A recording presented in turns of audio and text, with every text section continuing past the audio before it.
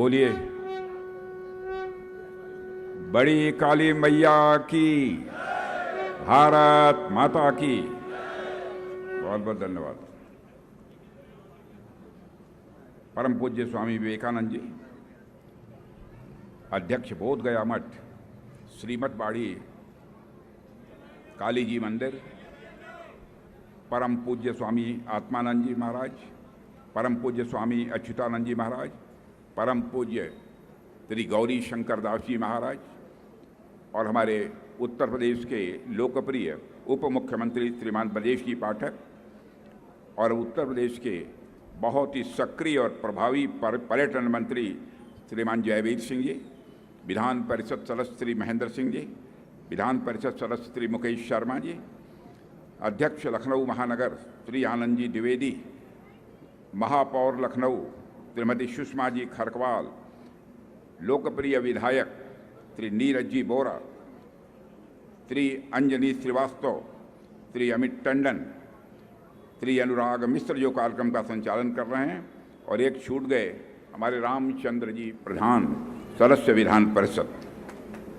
और यहाँ मौजूद मेरे सभी सम्मानित बहनों एवं भाइयों और बड़ी काली माँ के सभी भक्तों। सबसे पहले तो मैं श्री बड़ी काली जी मंदिर में विराजमान माँ काली के चरणों में शीश झुकाकर उन्हें नमन करता हूँ। साथियों, उनके आशीर्वाद से केवल चौक और लखनऊ ही नहीं बल्कि संपूर्ण भारत का विकास और उत्थान तेजी के साथ हो रहा है। लखनऊ के चौक में स्थित यह प्राचीन मंदिर कब से अस्तित्व में है, इसकी जानकारी तो शायद ही किसी के पास नहीं है, मगर मान्यता है कि यह मंदिर 2000 सालों से अधिक समय का यह मंदिर यहाँ पर विराजित है। साथियों, मान्यता है कि इस मंदिर की स्थापना आदि गुरु शंकराचार्य जी ने की थी, जिसका उल्लेख संभवतः लाल जी टंडन जी जो यहाँ के मंत्री हुआ करते थे, जो एक वरिष्ठ नेता थे, उन्होंने अपनी एक पुस्तक में भी इसका उल्लेख किया है। साथियों, इस मंदिर में समाज के सक्रिय योगदान से समय समय पर इसे विस्तार और आकार देने का प्रयास भी लोगों के द्वारा किया गया है। मुझे खुशी है कि समाज के साथ साथ सरकार की तरफ से भी ये प्रयास हो रहे हैं, और जो प्रयास हो रहे हैं उसमें विशेष प्रयास हमारे उत्तर प्रदेश सरकार के पर्यटन मंत्री श्री जयवीर सिंह जी का है। मैं जयवीर सिंह जी को मैं विशेष रूप से साधुवाद अपनी तरफ से देता हूँ। आज जिन भवनों का उद्घाटन हुआ है वह इसी प्रयास का मैं मानता हूँ कि एक नया यह संस्करण है। इसके लिए मैं उत्तर प्रदेश के पर्यटन मंत्री और साथ ही संस्कृति मंत्रालय और पर्यटन मंत्रालय सभी को अपनी हार्दिक शुभकामनाएं देता हूँ। साथियों, यदि मैं कहूँ कि चौक में स्थित यह श्री बड़ी काली जी का मंदिर लखनऊ की सांस्कृतिक और आध्यात्मिक चेतना का केंद्र है, तो यह कहना कोई अतिशयोक्तिपूर्ण नहीं होगा। जब लखनऊ भी नहीं था तब भी यह मंदिर था, और जब आज यह लखनऊ एक स्वरूप ले रहा है तब भी यह मंदिर हम सब की प्रेरणा के शक्ति के रूप में इस स्थान पर मौजूद है।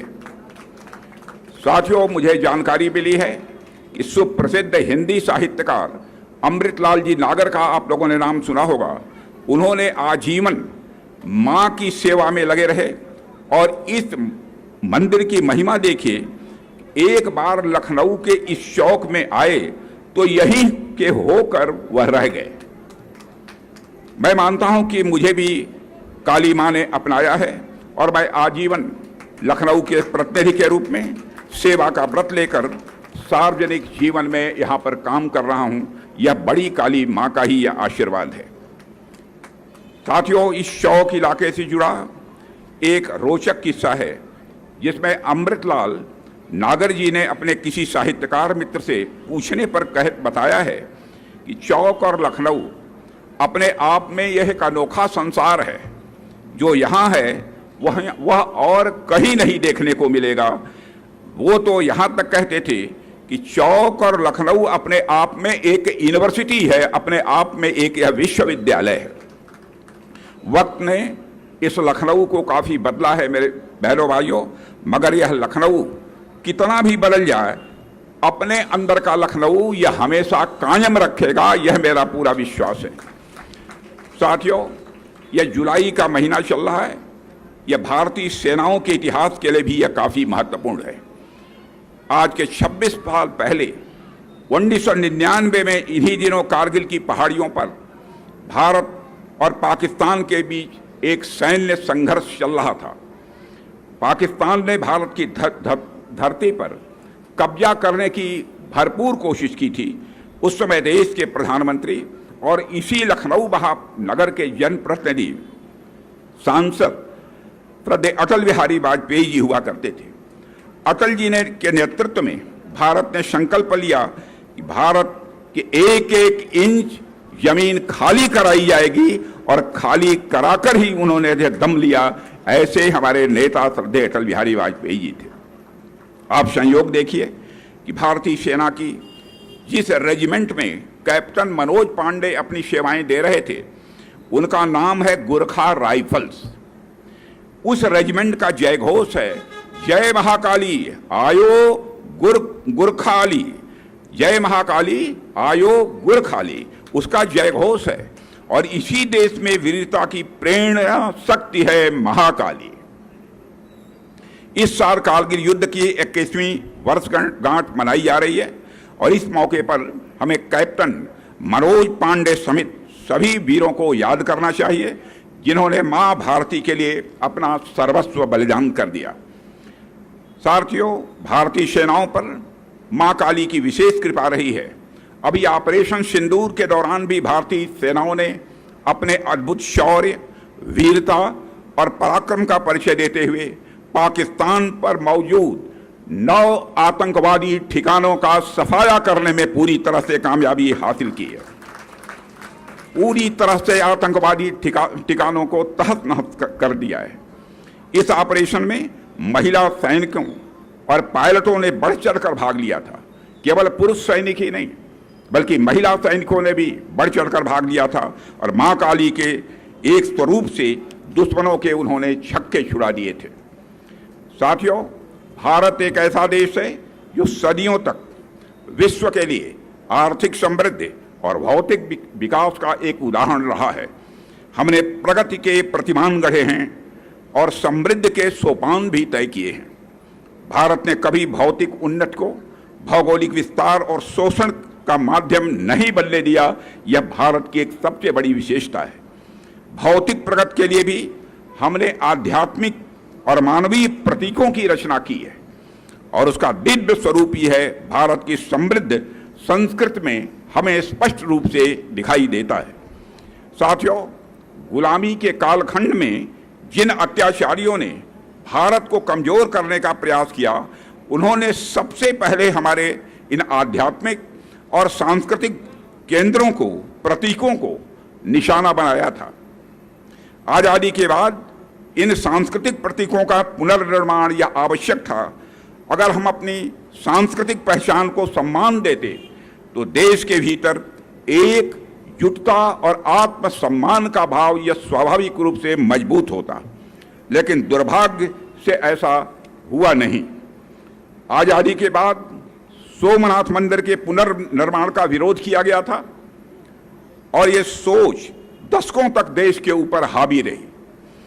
इसका नतीजा यह हुआ कि देश हीन भावना के गर्त में चला गया।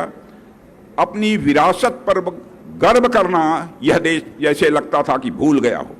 मगर आज भारत, मेरे दोस्तों, बदल चुका है, और विकास के साथ साथ विरासत का भी संरक्षण हमारा देश कर रहा है, आज प्रधानमंत्री मोदी जी के नेतृत्व में।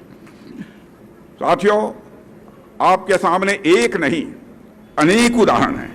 काशी विश्वनाथ कॉरिडोर, महाकाल कॉरिडोर, सोमनाथ मंदिर का पुनर्निर्माण और अयोध्या में भगवान राम के भव्य मंदिर का निर्माण हमारे इसी मिशन का यह परिणाम है। यहाँ लखनऊ में यह महाकाली मंदिर भी और भव्य एवं दिव्य स्वरूप ले, इसके लिए भी हम लोगों को मिलजुल कर प्रयास करना चाहिए, प्रयास करने की आवश्यकता है। मैं आपकी हर संभव मदद करने के लिए तैयार हूं। यहाँ का जनप्रतिनिधि होने के नाते आपको मैं विश्वास दिलाता हूं। इस अवसर पर अधिक कुछ न कहते हुए फिर बड़ी काली मां के चरणों में शीश झुकाकर प्रणाम करते हुए, और जो संत यहाँ पर उपस्थित हैं इनके चरणों में भी शीश झुकाकर प्रणाम करते हुए और इनके प्रति आभार व्यक्त करते हुए कि इन्होंने इस मंदिर के पुनर्निर्माण की तरफ विशेष ध्यान दिया है। यह भी निर्णय हुआ है कि एक यहाँ पर सत्संग भवन बनाया जाएगा। हमारे पर्यटन मंत्री श्री जयवीर सिंह जी ने यह घोषणा की है, यहाँ पर एक सत्संग भवन बनाया जाएगा। भव्य व सत्संग भवन होगा ताकि लखनऊ के लोग आकर उस सत्संग में भाग ले सकें, यहाँ पर पूजा पाठ जो भी करना चाहें वह कर सकें। और एक काम और किया है, और साथ ही साथ यदि आप योगासन करना चाहते हैं तो यहाँ पर योगा का भी एक केंद्र का निर्माण यह पर्यटन मंत्रालय कराएगा। मैं समझता हूं इसके लिए जयवीर सिंह जी हमारे पर्यटन मंत्री सचमुच ये बधाई के पात्र हैं। इन्हीं शब्दों के साथ मैं पुनः आप सभी के प्रति हृदय से सम्मान की अभिव्यक्ति करते हुए अपना निवेदन समाप्त करता हूं। मैं सभी लोगों से अनुरोध